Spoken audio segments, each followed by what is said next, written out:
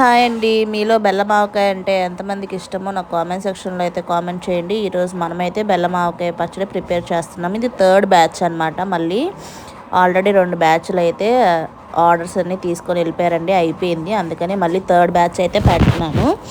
So మొత్తానికి ముక్కలన్నీ ఇలా శుభ్రంగా తుడిచేసుకొని బెల్లం కూడా దంచి పెట్టేసుకున్నాం, చూసారు కదా.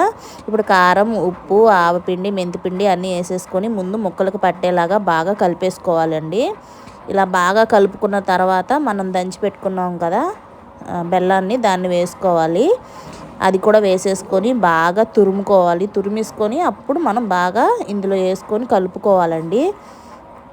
మొత్తం అంతా కలిసేదాకా కలుపుకొని ఆ తర్వాత పైనుంచి ఆయిల్ వేసుకొని ఇంకొకసారి బాగా కలుపుకొని మూత పెట్టేసి ఒక 3 రోజుల పాటు ఊరనివ్వాలి.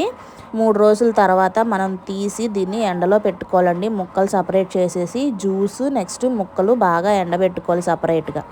అంతే, మన పచ్చడి అయితే రెడీ అయిపోయింది. Bye bye.